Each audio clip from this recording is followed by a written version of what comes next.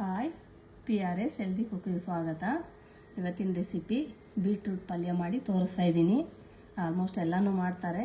ನಾನು ಏನು ಡಿಫ್ರೆಂಟಾಗಿ ಏನು ಮಾಡಲ್ಲ, ಎಲ್ಲರೂ ಮಾಡೋ ಥರನೇ ನಾನು ಮಾಡ್ತಾ ಇದ್ದೀನಿ. ಇದನ್ನ ಎರಡೆರಡು ಥರನೂ ಮಾಡ್ಬೋದು, ಸಾಗು ಥರನೂ ಮಾಡ್ಬೋದು, ಈ ಥರನೂ ಮಾಡ್ಬೋದು. ಸಾಗು ಮಾಡಿ ತೋರಿಸಿದ್ದೀನಿ, ಅದಕ್ಕೆ ಪಲ್ಯ ಹೇಗೆ ಮಾಡೋದಂತ ತೋರಿಸ್ತಾ ಇದ್ದೀನಿ. ಇದಕ್ಕೆ ಬೇಕಾಗಿರೋಂಥ ಐಟಮ್ಸು ಏನೇನು ಬೇಕಂತ ಇಟ್ಟಿದ್ದೀನಿ, ನೋಡ್ಕೊಳ್ಳಿ. ಬೀಟ್ರೂಟು ತುರಿದಿರೋದು, ನೀವು ಇದೇ ಥರನೇ ತುರ್ಕೊಳ್ಳಿ, ಸ್ವಲ್ಪ ದೊಡ್ಡ ದೊಡ್ಡದಾಗೆ ತುರ್ಕೊಳ್ಳಿ, ಈ ಥರ ಚೆನ್ನಾಗಿರುತ್ತೆ.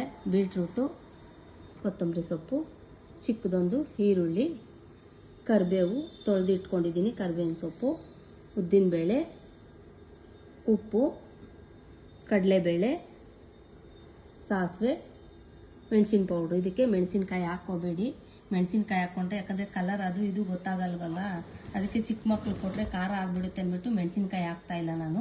ಮೆಣಸಿನ ಪೌಡ್ರೇ ಹಾಕ್ಕೊಳ್ಳಿ, ತುಂಬ ಟೇಸ್ಟ್ ಇರುತ್ತೆ. ಇನ್ನೇನು ಹಸಿ ಮೆಣಸಿನ್ಕಾಯಿ ಅಂತೂ ನಮ್ಮ ರೆಸಿಪಿನಲ್ಲಿ ಯಾವತ್ತೂ ಇಲ್ಲ, ಹಾಕೋದು ಇಲ್ಲ. ಹಂಗಾಗಿ ಮೆಣಸಿನ ಪೌಡ್ರ್ ಹಾಕ್ಕೊಳ್ಳಿ, ಚಿಕ್ಕ ಮಕ್ಳು ತಿಂದ್ರೂ ಖಾರ ಆಗಲ್ಲ ಅಂದ್ಬಿಟ್ಟು ಮೆಣಸಿನ ಪೌಡ್ರ್ ಹಾಕಿ ತೋರಿಸ್ತಾ ಇದ್ದೀನಿ. ಹೇಗೆ ಮಾಡೋದಂತ ಹೇಳ್ಕೊಡ್ತೀನಿ, ನೋಡ್ಕೊಳ್ಳಿರಂತೆ ಬನ್ನಿ. ನೋಡಿ, ಉರಿ ಮೀಡಿಯಮಲ್ಲಿ ಇಟ್ಕೊಂಡು ಒಂದು 2ರಿಂದ 3 ಸ್ಪೂನು ಎಣ್ಣೆ ಹಾಕ್ಕೊಂಡಿದ್ದೀನಿ. ಬೀಟ್ರೂಟ್ ಪಲ್ಯಕ್ಕೆ ಜಾಸ್ತಿ ಏನು ಬೇಕಾಗಲ್ಲ. ಸಾಸಿವೆ ಹಾಕ್ತಾ ಇದ್ದೀನಿ,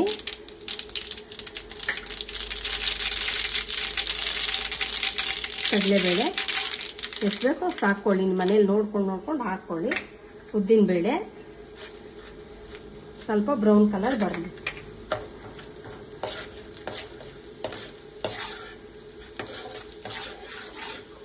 ನೋಡಿ, ಬ್ರೌನ್ ಕಲರ್ ಅಂದರೆ ಇಷ್ಟು ಕಲರ್ ಬರಲಿ. ಇಷ್ಟು ಕಲರ್ ಬಂದಿದ ತಕ್ಷಣ ಈರುಳ್ಳಿ ಹಾಕ್ಕೊಂಡ್ಬಿಡಿ. ಈರುಳ್ಳಿ ಹಾಕ್ಕೊಂಡು ಸ್ವಲ್ಪ ಚೆನ್ನಾಗಿ ಫ್ರೈ ಮಾಡ್ಕೊಳ್ಳಿ. ಕರಿಬೇವು ಹಾಕ್ಕೊತಾ ಇದ್ದೀನಿ, ಕೊತ್ತಂಬರಿ ಸೊಪ್ಪನ್ನು ಅದಕ್ಕೆ ಹಾಕ್ಬಿಡಿ.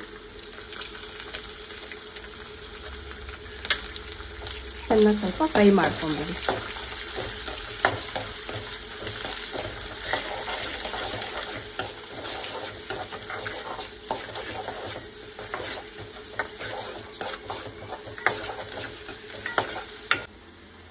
ನೋಡಿ, ಒಂದು 5ರಿಂದ 6 ಸೆಕೆಂಡು ಈರುಳ್ಳಿ ಫ್ರೈ ಮಾಡ್ಕೊಂಡಿದ್ದೀನಿ. ಆಮೇಲೆ ತುರಿದಿರ್ತೀವಲ್ಲ ಬೀಟ್ರೂಟು ಹಾಕ್ಕೊಂಬಿಡಿ.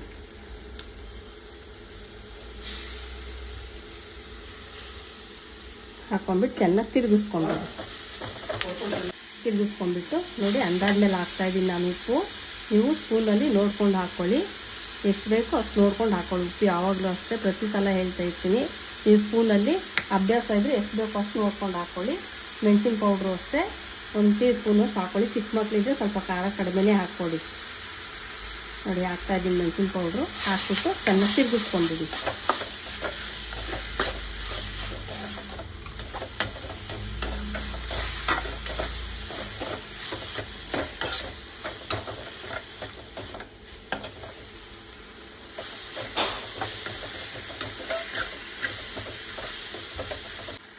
ಒಂದು 1/4 ಗ್ಲಾಸ್ ಅಷ್ಟು ನೀರು ಹಾಕ್ತಾ ಇದ್ದೀನಿ. ಜಾಸ್ತಿ ಹಾಕ್ಕೊಂಬೇಡಿ ಬೀಟ್ರೂಟ್ ಪಲ್ಯಕ್ಕೆ. ನೋಡಿ, ಒಂದು 1/4 ಗ್ಲಾಸು ನೀರು ಹಾಕ್ಕೊಂಡ್ಬಿಟ್ಟು ಪ್ಲೇಟ್ ಮುಚ್ಚಿಬಿಡಿ. ನೋಡಿ, ಬಿಸಿ ಬಿಸಿ ಬೀಟ್ರೂಟ್ ಪಲ್ಯ ರೆಡಿ ಆಗಿದೆ. ತುಂಬ ಈಸಿ ರೆಸಿಪಿ, ತುಂಬ ಮಕ್ಳಿಗೂ ಇದು ಇಷ್ಟ ಆಗುತ್ತೆ, ದೊಡ್ಡವ್ರಿಗೂ ಇಷ್ಟ ಆಗುತ್ತೆ. ಇದು 3 ನಿಮಿಷ ಸಾಕು ಇದನ್ನ ಮಾಡೋದಕ್ಕೆ. ತುಂಬ ಚೆನ್ನಾಗಿರುತ್ತೆ. ಚಪಾತಿಗೆ, ಅಕ್ಕಿ ರೊಟ್ಟಿಗೂ ಚೆನ್ನಾಗಿರುತ್ತೆ, ಪ್ಲೇನ್ ರೊಟ್ಟಿಗೆ. ಎರಡರಲ್ಲಿ ಯಾವುದಾದ್ರೂ ಮಾಡಿಕೊಂಡು ತಿನ್ಬಿಟ್ಟು ಹೇಗಿತ್ತು ಅಂತ ಹೇಳಿ ಲೈಕ್ ಮಾಡಿ, ಶೇರ್ ಮಾಡಿ, ಸಬ್ಸ್ಕ್ರೈಬ್ ಆಗೋದು ಮರಿಬೇಡಿ. ಸಬ್ಸ್ಕ್ರೈಬ್ ಆಗಿ ಸಪೋರ್ಟ್ ಮಾಡಿ. Okay, bye, thank you.